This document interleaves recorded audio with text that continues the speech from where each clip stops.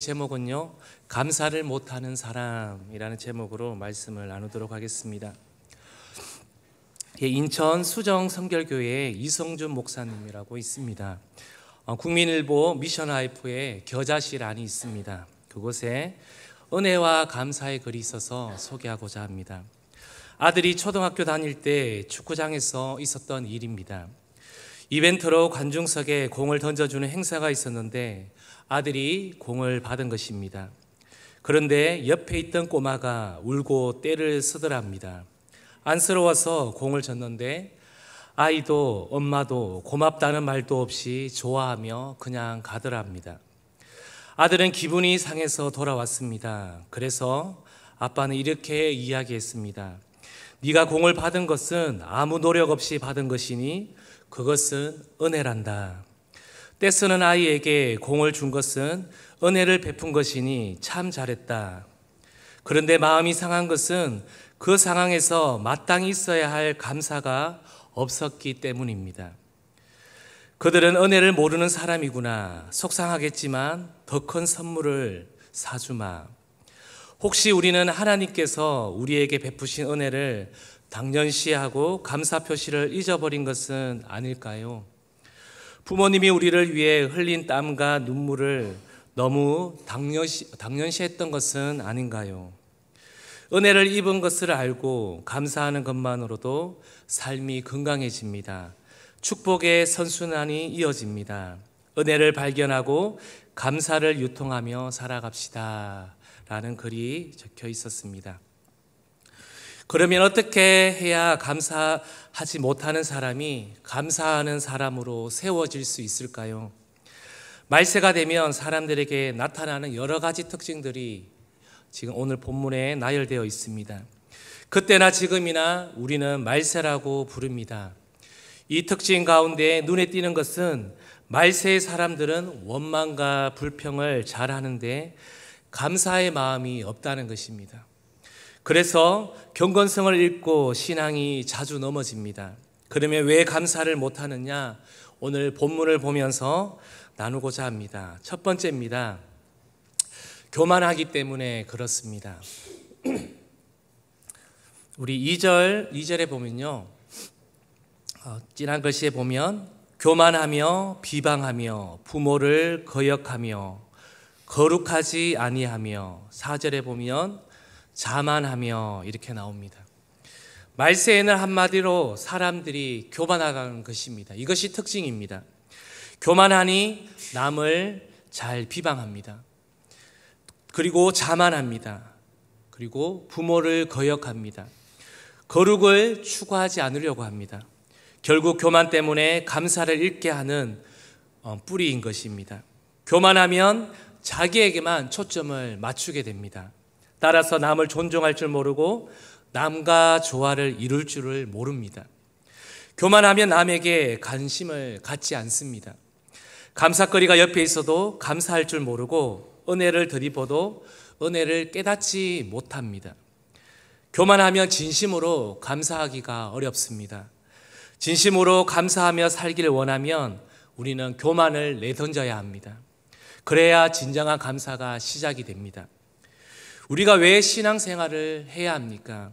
나의 참모습을 보기 위해서입니다. 왜 성경을 읽고 또 기도해야 할까요? 예수님의 성품을 담기 위해서입니다. 언제 예수님의 성품을 담고 나의 참모습을 볼 수 있을까요? 바로 마음을 낮은 곳으로 향할 때 우리는 주님을 볼 수가 있습니다. 마음을 낮은 곳으로 향할 때 내 모습이 보이고 은혜를 알게 됩니다. 그때 비로소 감사의 마음을 갖게 됩니다. 병원에서 튜브를 통해서 밥을 먹는 사람을 보면 내 손으로 음식을 먹을 수 있다는 것이 얼마나 감사한지 깨닫게 됩니다. 최근 우리 교회에서도 성도님 가정에서 장례식을 몇 차례 가지게 되었습니다. 그곳을 갔다 오면서 늘 느끼는 것이 있지만 나의 인생 가운데 주님과 늘 동행할 수 있다는 것이 얼마나 감사한지 모릅니다.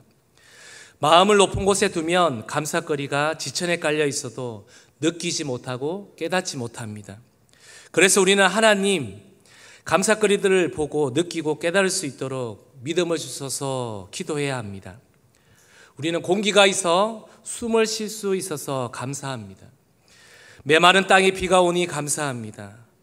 또 비 온 뒤에 화창한 날씨가 있어서 감사합니다. 가족이 있음에 감사합니다. 또한 예배 드릴 수 있는 이 예배 장소가 있음에 감사합니다. 함께 신앙할 수 있는 믿음의 친구들이 있어서 또한 감사합니다. 또 스스로 내 발로 오늘 이 새벽에 나올 수 있는 것 또한 감사합니다. 스스로 음식 먹을 수 있음에 감사합니다. 구원받고 영생의 길로 향하게 하시니 감사합니다. 평상시에도 그냥 잊고 사는 이러한 감사거리를 느끼며 감사로 충만한 성도님들이 되시기를 소망합니다. 어제 담임 목사님께서 오전 설교 마지막 3대지 주제에서 어떻게 예수님의 사랑의 초대장을 받으면 되는가 했을 때 믿음으로 예수님께 가는 것, 또한 예수님의 멍에를 메는 것, 마지막 온유하고 겸손하신 예수님께 배우면 된다고 말씀하셨습니다. 우리가 더 많은 감사거리를 깨닫기 위해서는 교만해서 내 마음이 예수님처럼 낮은 곳으로 향하면 된다는 것입니다. 즉 온유하고 겸손하신 그 예수님의 성품을 우리가 닮으면 된다는 것입니다. 우리는 더 많은 감사거리를 깨닫기 위하여 교만해서 내 마음이 예수님처럼 낮은 곳으로 향해야 될 줄로 믿습니다. 하나님이 베푸신 감사거리를 찾아 진정한 감사의 사람으로 세워지기를 이 새벽에 예수님의 이름으로 축복합니다. 두 번째입니다. 바로 비교의식 때문에 우리는 감사를 못하게 됩니다. 교만하면 감사하기가 어렵다고 했습니다. 그래서 마음을 낮은 곳으로 향하자고 했습니다. 사람은 또 왜 감사하기 어려울까요? 바로 우리의 비교의식이 우리 마음 가운데 자리 잡고 있기 때문에 그렇습니다. 3절에 이렇게 말하고 있습니다. 무정하며, 그리고 4절에는요 조급하며 나옵니다. 무정하다는 말을 국어사전에 찾아보면요 이렇게 나옵니다. 따뜻한 정이 없이 쌀쌀맞고 인정이 없다라고 나옵니다. 이 특징들이 왜 생기는 것일까요? 자기만을 사랑하기 때문에 그렇습니다. 자기만을 사랑하기에 자기만은 돈을 더 벌어야 하고, 자기만은 더 사랑스러워야 하고, 자기만은 더 특출난 존재가 되어야 한다고 생각하기 때문에 그렇습니다. 이런 생각이 충족되지 않을 때 조급하게 되고 남에게 무정한 모습을 보이게 됩니다. 남과 비교해서 자신은 특출난 존재가 되고자 하는 태도, 이것은 요즘 말로 비교의식이라고 말합니다. 그런데 사람은 비교의식에 사로잡히면 절대 행복할 수가 없습니다. 내가 남보다 뒤처지고 있다고 생각하면 마음이 조급하게 됩니다. 그래서 남보다 위를 점하려고 돈을 쫓고 자기를 드러냅니다. 이 모든 행동의 동기에는 자기 사랑이 들어가 있습니다. 우리가 잘 아는 사울 왕은 자기 사위 다윗을 죽이려고 10년이나 추격을 했습니다. 그 이유가 뭘까요? 자기보다 사위가 더 인기가 있었기 때문에 그렇습니다. 그래서 시기심이 생겨 무정하게 죽이려고 했던 것입니다. 그러다가 오히려 자신이 하나님께 버림을 받고 전쟁에 죽임을 당했습니다. 사울은 남을 생각하지 아니하고 자기만 생각했습니다. 물론 처음은 그랬지 않았을 것입니다. 나만 특출하면 된다고 생각했습니다. 나만 행복하면 된다, 이런 생각이 지배적이었습니다. 그래서 자신보다 앞서는 다윗을 죽이려 했습니다. 비교의식이 시기심과 살인을 불러왔습니다. 여러분 가운데도 비교의식이 심해지면 피해의식으로 발전하고, 피해의식은 열등의식으로 발전한다는 것입니다. 그래서 자신을 병들게 만듭니다. 비교의식에 사로잡힌 사람은 남 앞에 나서기가 어려워합니다. 흔쾌하게 협조하겠습니다 라는 말도 듣기도 어렵습니다. 그리고 우리 주변에 있는 사람들에게, 나보다 잘하는 사람들에게 당신은 참 훌륭합니다, 멋집니다, 이런 칭찬과 인정의 말을 하기도 어렵다는 것입니다.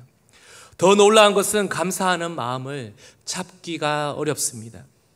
남과 비교하면서 내가 부족함을 느끼며 마음이 가라앉을 때 그 비교의식을 십자가에 못 박으시기를 바랍니다. 마귀는 우리에게 속삭입니다. 너는 뒤처졌어. 이런 말을 하면 우리는 믿음으로 선포해야 합니다. 아니다.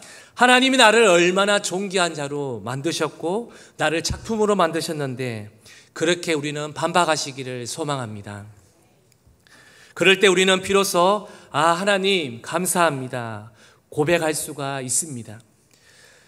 아침에 눈을 뜨며 하나님 제게 하루를 선물해 주시니 감사합니다. 오늘 이 새벽에도 우리 성도님들이 나오실 때 어떤 마음으로 나오셨습니까? 건강하시기 때문에 우리가 이 새벽에 나온 줄로 믿습니다. 오늘 또 선한 일에 쓰임받는 사람이 되게 하여 주옵소서. 그렇게 기도할 수 있는 우리 감사할 수 있는 성도님 되시기를 소망합니다. 마지막 세 번째입니다. 사람은 또 왜 감사하지 못할까요? 세 번째, 끊임없는 탐욕 때문에 그렇습니다. 3절에 이렇게 말하고 있습니다. 절제하지 못하며 사나우며 선한 것을 좋아하지 아니하며, 또 4절에는요 다 같이 읽어보겠습니다. 배신하며 조급하며 자만하며 쾌락을 사랑하기를 하나님 사랑하는 것보다 더하며. 보세요, 인간은 그 인간의 탐욕 때문에 절제하지 못하며 사나우며, 탐욕 때문에 선한 것보다 불법적인 것을 더 추구하며, 탐욕 때문에 배신하며 하나님을 향해 헌신하거나 사랑하기도 어렵다고 말씀하고 있습니다. 한마디로 탐욕 때문에 우리는 감사하지 못한다고 말하고 있습니다.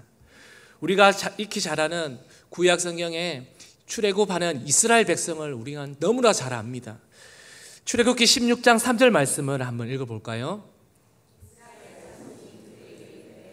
우리가 애굽 땅에서 고기 가마 곁에 앉아있던 때와 떡을 배불리 먹던 때에 여호와의 손에 죽었더라면 좋았을 것을 너희가 이 광야로 우리를 인도하여 온 회중에 주려 죽게 하는도다.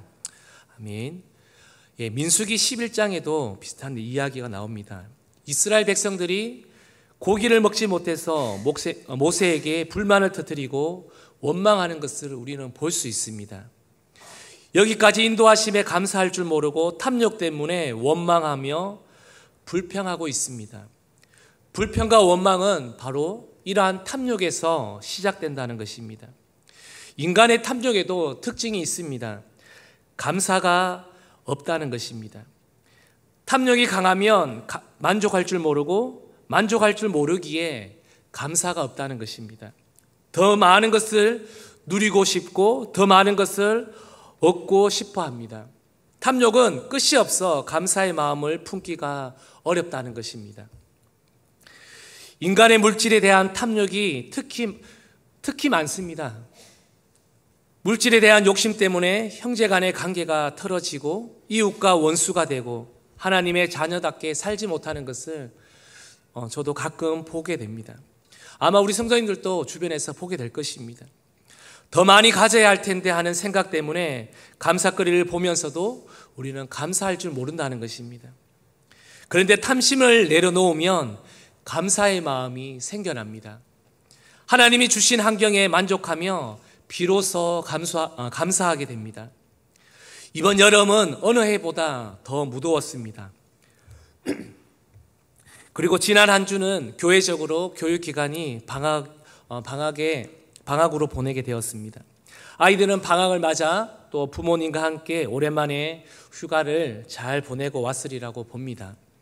그런데 학생들 가운데 어쩜 더 좋은 휴가를 보내지 못해 불평하는 친구들은 없습니까? 아니면 이제 개학이 점점 다가오는데 더 쉬고 싶고 더 집에서 빈둥거리면서 이렇게 있고 싶어 할 것입니다.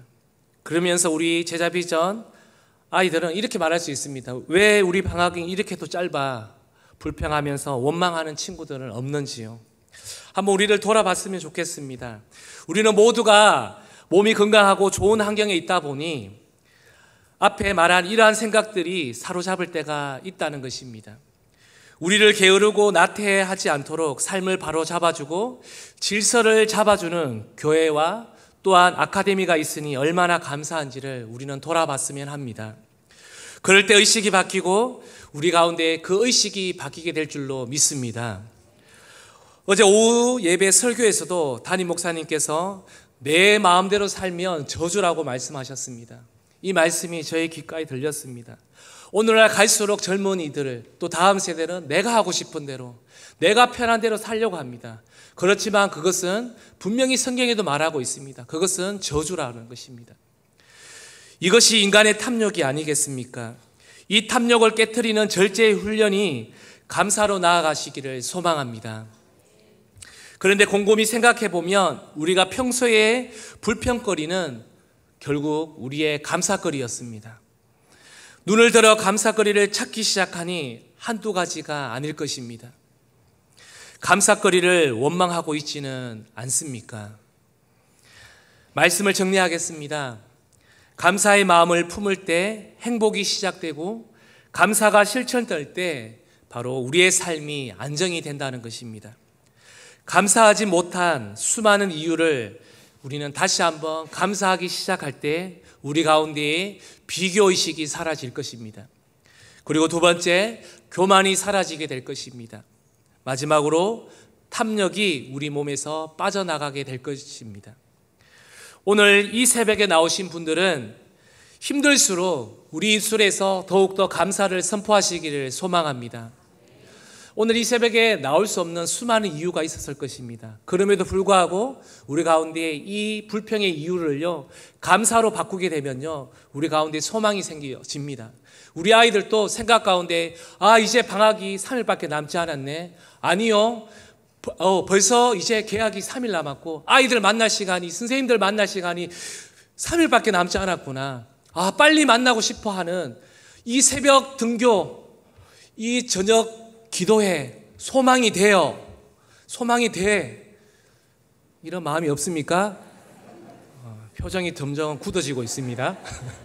소망이 되었으면 좋겠습니다. 생각이 바뀌어지면요, 기쁩니다. 벌써 2학기도 얼마 남지 않았구나. 이 생각들. 이 생각들이 우리 가운데 있으면요, 우리의 마음이 기뻐집니다. 그리고 내 주변에 감사를 찾아보십시오. 내 옆에 있는 가족들을 한번 떠올려 보십시오.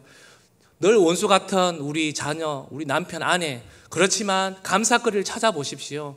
정말 좋은 것들이 너무 많이 나올 것입니다. 그래서 우리 교회는요, 감사거리가 더 많았으면 좋겠습니다. 강단에서 목사님께서 선포하시는 그 말씀의 메시지가 나의 말씀으로, 감사의 메시지로 받아보십시오. 하루하루가 소망이 될 것입니다.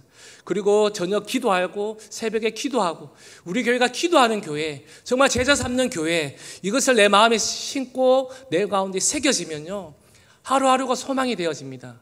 그래야지 우리 교회에서 앞으로의 이 신앙생활도 더 기쁨으로 할 줄로 믿습니다. 날씨가 무덥습니다. 그러나 교회에 나오시면 얼마나 시원하십니까? 저녁으로 에어컨도 아낄 수 있고 집에 전기도 아낄 수 있지 않습니까? 교회 나와서 우리가 하나님 앞에 기도하면서 나아가 보십시오. 우리의 소망과 기쁨이 넘쳐날 줄로 믿습니다. 우리에게는 감사하지 못할 이유가 아니라 감사할 이유가 더 많이 생겨지기를 소망합니다. 그렇게 또 이번 한 주도 달려갔으면 좋겠습니다. 오늘부터 또 4박 5일 동안 한동대회에서 우리 또 디모데 청년들이 많이 참석합니다. 한 60명 정도 참석하는데요. 교육자들도 참석합니다. 가서 우리 젊은 세대들이 정말 이 복음으로 다시 하나가 되어서 하나님의 말씀을 듣고 도전받고 또 다시 우리 교회로 돌아왔을 때 이 복음의 확신을 가지고 정말 우리 교회가 말씀한 이 본질의 말씀이 맞구나 하는 것을 가지고 각자의 처한 환경에서 더 도전하며 달려갈 수 있는 믿음의 세대 청년들이 될 수 있도록 우리 성도님들께서 더 많은 기도로 기도해 주셨으면 좋겠습니다. 또 우리 담임 목사님 늘 또 설교 사역과 또 대외적으로 나아가서 활동하는 모든 또 이 사역 위에도 하나님 기름 부음 있게 하여 주옵소서. 그렇게 기도해 주실 때 우리 교회가 더 성장하는 믿음의 교회가 될 줄로 믿습니다. 우리가 이것을 가지고 함께 기도했으면 좋겠습니다. 함께 기도하겠습니다. 하나님, 우리 교회가 더 성장하며 또 부흥하며 생명의 말씀을 가지고 나아가려고 합니다. 오늘 말씀 가지고 나아갈 때 하나님, 우리가 감사하는 사람이 되게 하여 주옵소서. 우리 가운데 비교의식, 하나님, 우리 가운데 교만, 하나님 다 사라지게 도와주옵소서. 탐욕이 사라지게 하여 주옵소서. 그래서 우리 입술 가운데 불평이 올라올 때마다 그것을 감사로 바꿀 수 있는 능력 있는 하나님, 우리 믿음의 세대들, 우리 믿음의 식구들 다 될 수 있도록 성령님 역사하여 주시옵소서. 하나님, 오늘부터 시작되는 하나님 이 성교한국교회도 주께서 함께하여 주옵소서. 또 목사님 사역교회도 주께서 함께하여 주옵소서. 우리 주여 한번 부르고 기도하며 나가겠습니다. 주여.